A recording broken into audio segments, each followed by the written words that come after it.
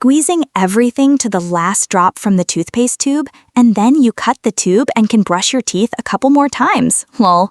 I do this with mayonnaise packaging. Stealthily bringing snacks and drinks into the movie theater, agreed. Would drive my favorite old Hondo until it fell apart. Will use supermarket bags as garbage bags. The bag with bags that always lies under the sink or in the pantry is sacred. Will use coffee from a jar to the last grain of coffee and then pour boiling water into this jar and can drink another cup from the remnants that have stuck to the walls of this jar. Still going to cut and dye my hair myself? I know people who don't eat leftovers. It's a stupid waste of food. Food is food. Throwing it away just because it's yesterday's is completely wild to me. I can eat the same thing for 3 days in a row and it doesn't bother me at all. If that's what's in my fridge, that's what I'm going to eat. Now I can afford variety, but I just can't throw food away. My father used to cook us a huge meatloaf, and we ate it all week until we finished every last piece. Yes, a cold piece of meatloaf on white bread with mayonnaise, a classic of my childhood, which I still sometimes enjoy eating.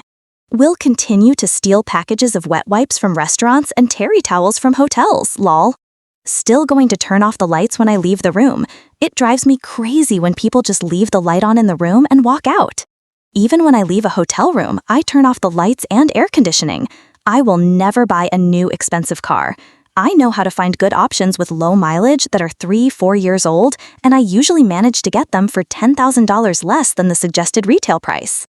We bought our last car last fall. It's a 2020 Volkswagen Tiguan Highline, 4Motion with 20,000 kilometers for 29,000 Canadian dollars. Also, I buy shirts, sweaters, and jeans at Blue Notes for $20 and everything else only on sale. I am patient and know how to wait for discounts, markdowns, and other advantageous offers. For example, I bought my iMac in the fall of 2024 in an open box with a discount of $650. I am always looking for good deals. We'll continue to bring leftover food from the restaurant home. I will still look people in the eyes, smile, and say thank you to everyone who does me any service, even if they are rude. Because my father, a working class man, always told me working people are constantly going through something, and often their rudeness is actually a cry for help. I apply this on the road to those who want to make a scene or start a road fight. Who knows what these poor guys are going through? I just smile and don't be rude in return. Exactly. I worked as a waitress while I was in college and will never allow myself to be rude to the service staff.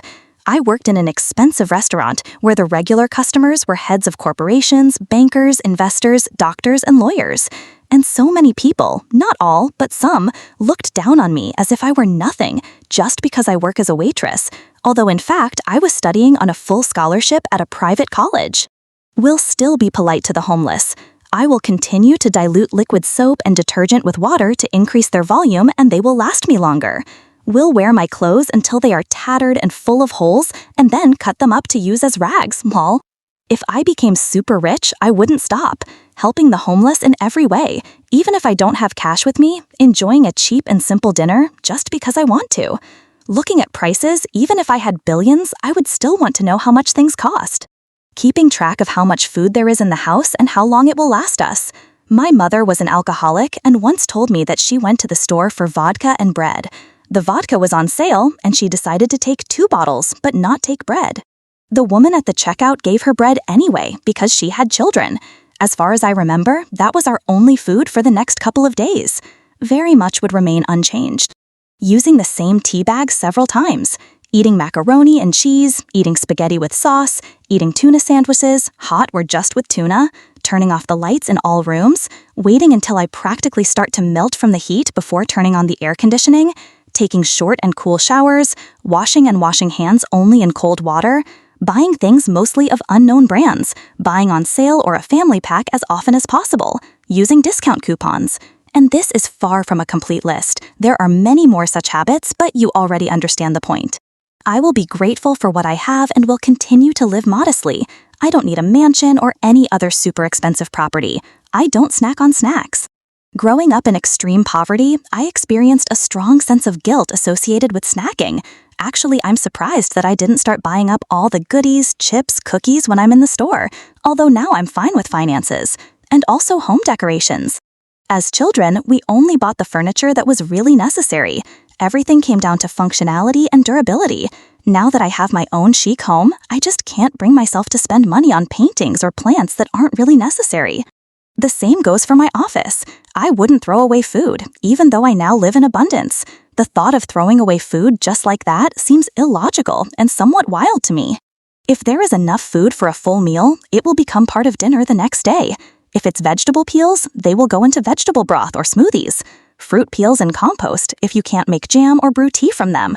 I can't stand food waste. Another one, reusing things.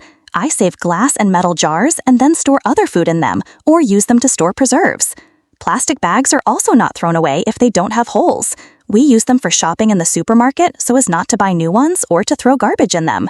I lived quite modestly, and now my income is slightly above average, but nothing outstanding. The most important thing for me is that I still worry about things breaking or wearing out and constantly struggle with the thought that I will have to replace them with new ones. When I was poor, if I ran out of dishwasher tablets or something like that, I was very worried that the next grocery purchase would cost 20% more just because of these damn tablets, or, for example, didn't replace the pot, even if its handle was already falling off, although it was cheap plastic dishes, which are very easy to find a replacement. Now I still have to make an effort to constantly remind myself, hey, wait, you can just throw this broken crap away and buy a normal one. So I think these habits will stay with me even if I become a millionaire. Even if I become super rich, I will have one habit left over from when I was homeless. This is the habit of saving water. You have to save water incredibly when you stand and wash among the cars in the supermarket parking lot and you only have a couple of bottles of water and paper towels. Now my situation has improved a little. I rent an apartment, albeit a small one, and this method allows me to save a lot on water bills. Another habit is cutting myself. I saved a lot of money and time just cutting myself with a machine. If I pay for a haircut now, it's only for the full package. Head massage, hot towel, facial, otherwise it's not worth it. And also, I always enjoy cutting my friends from past homeless life, even though I only know how to cut to 0 or try to make a crooked fade.